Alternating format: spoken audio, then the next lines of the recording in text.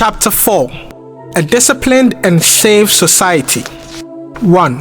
Consolidating and protecting our democracy matters. For the NPP, belief in democracy, human rights, the rule of law, and social justice represent our core values. Our party was formed in 1947. We insisted on a democratic constitution as a precondition for the granting of independence to Ghana in 1957. We struggled for a representative constitutional democracy in the transition from military dictatorship to multi-party democracy in 1992. Our belief in democracy is etched on the historical tablet of Ghana.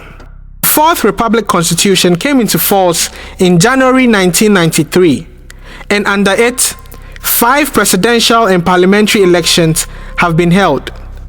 Our party continues to carry on the Dankwa Dombo Buzia tradition of protecting democracy, human rights, rule of law, and the development of the market economy.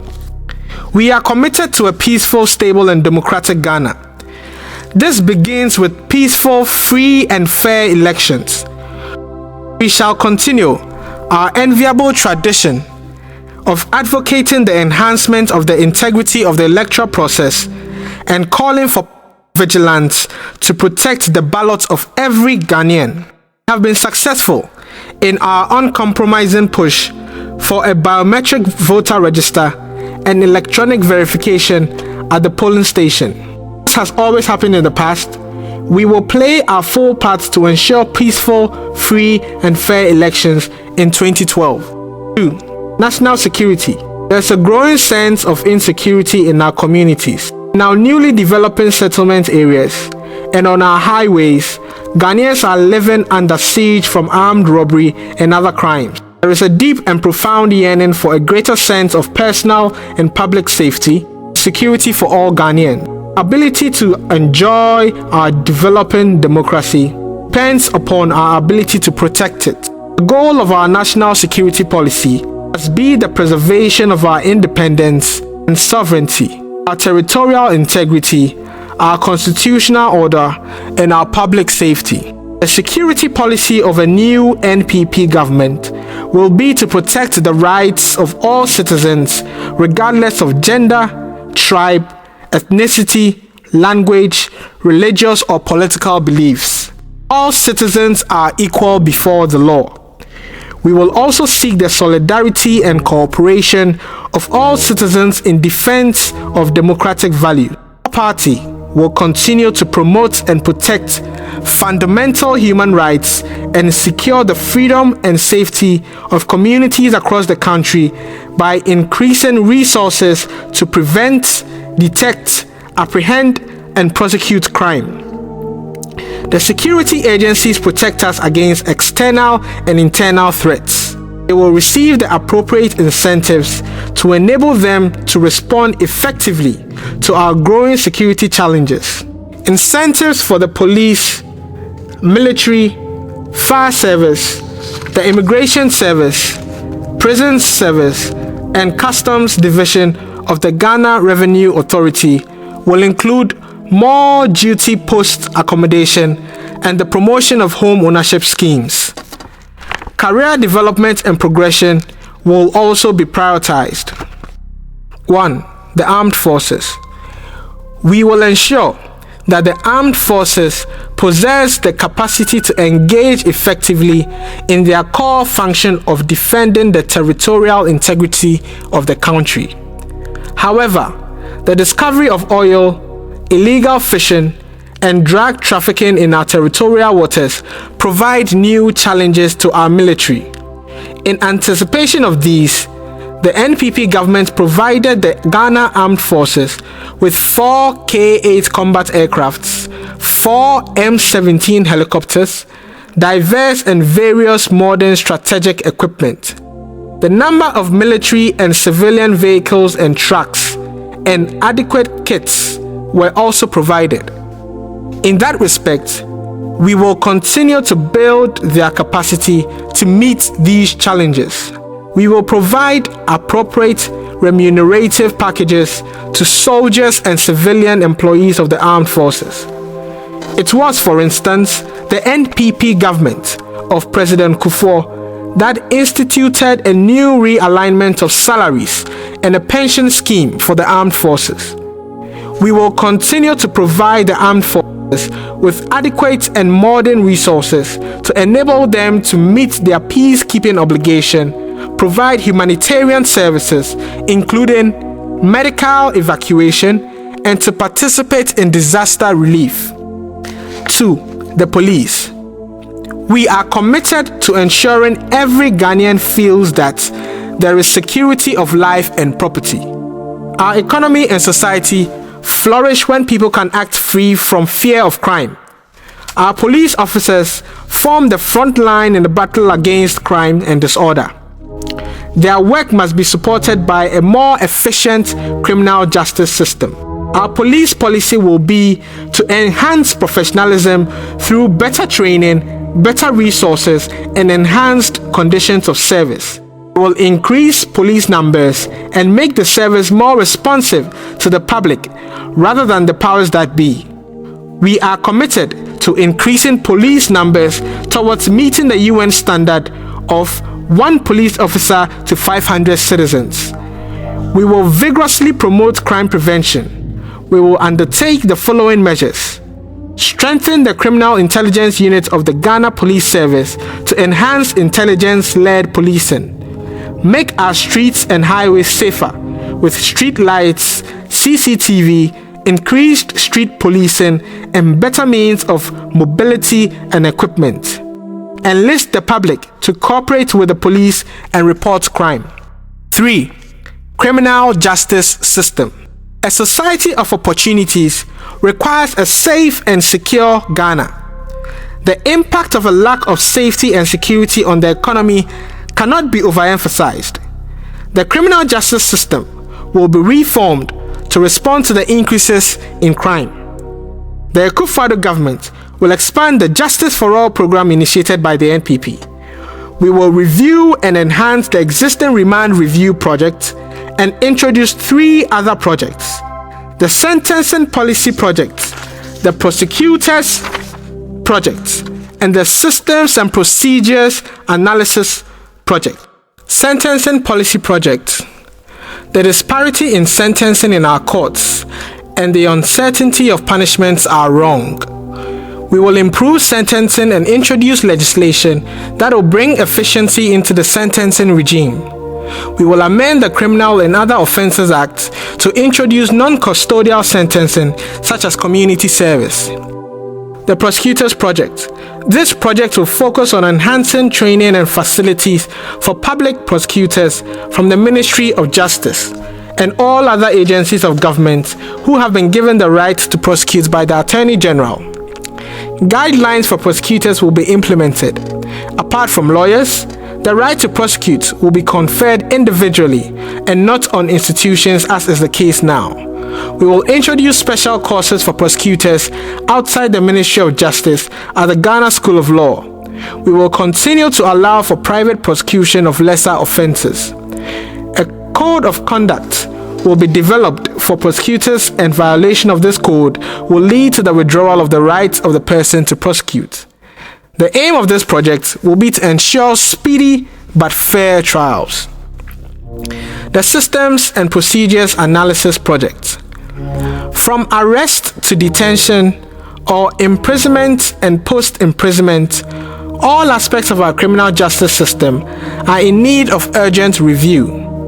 The 48-hour rule, after which a person who has been detained must be presented to court, is subject to frequent abuse. This project will examine all aspects of the criminal justice system. It will examine the procedures involved from the time a person makes the first contact with the system to imprisonment and post-imprisonment to ensure that Ghana's laws are not breached in the process. In particular, the rights of the victim will be given attention under this project. A high-level task force made up of all representatives of institutions involved in the delivery of justice, such as the police, the Ministry of Justice, the Prison Service, and representatives of civil society, will be set up to undertake a comprehensive review of our systems and procedures in the delivery of justice and to make recommendations within 6 months of its establishment. 4. Narcotics and the illicit drug trade. Increased use of and trade in illegal drugs are a major threat to Ghana and our youth. It is also an issue of national security as our nation is used as a transit point. We will introduce a robust and comprehensive anti-narcotic drug and anti-organized crime policy and plan. This policy and plan will have 5 key areas. 1. Prevention. We will develop a comprehensive interagency prevention policy aimed at preventing hard drugs from being imported into Ghana and also preventing Ghana from being used as a transshipment point. This policy will also target the domestic cultivation of cannabis and the processing of all forms of narcotic drugs. 2. Detection. We will strengthen our detection systems and institutions and enhance collaboration with our regional and international partners. 3. Sanctions. A thorough review of the existing sanctions regime will be undertaken. This will prioritize stiffer punishment and the improvement of the legal regime relating to recovery of proceeds of crime. This review will make the drugs trade an increasingly unattractive and personally hazardous venture. 4. Education. A comprehensive anti-drugs education policy will be developed and implemented. This will be targeted at youth in particular and the public in general. The youth educational policy will highlight the hazards of narcotic drugs and organized crime. We will make the public our partners in the fight against organized crime, and we will defeat the drug menace. 5. Treatment and rehabilitation. Only by tackling drug addiction will we reduce internal demand for drugs. We will expand cooperation with existing institutions, religious groups, and civil society groups to fight drug addiction and rehabilitate users and addicts. We will review the legal institutional framework, interagency cooperation, and the current status of international cooperation in order to enforce law enforcement. 5. Working against corruption. There is intense public anger over the unprecedented levels of corruption the nation is witnessing under the NDC government. Among the major corruption issues are deliberate criminality, bad public sector governance, poor management practices, weak law enforcement, payments of dubious judgment debts, and questionable settlements. Widespread corruption is also the result of low levels of commitment to high ethics and integrity, as well as ineffectual policing and investigation of corruption. We will usher in a new and principled commitment to fight corruption and for the prudent use of public funds. We will fight corruption with a renewed vigor, honesty, and integrity. The NPP will give all relevant institutions new confidence and professional freedom to fight corruption effectively. Our policy will be to tackle corruption head-on through preventive, detective, corrective, and punitive mechanisms. Our anti-corruption policy will be based on 3 key pillars. These pillars are institutional reform, legislative reform, and attitudinal change. Some of the specific actions we will undertake in government under these pillars are: 1. Institutional reform. Independent prosecution. At present, both the Commission on Human Rights and Administrative Justice, SHRAJ, and the Economic and Organized Crime Office, EOCO, require the Attorney General's permission to prosecute. These institutional bottlenecks impede the fight against corruption. We intend also to establish an independent anti-corruption agency. We intend that the Attorney General delegates the right to prosecute to these agencies. 2. Parliamentary oversight. In government, we shall support an enhancement of parliamentary oversight over the executive as part of our fight against corruption.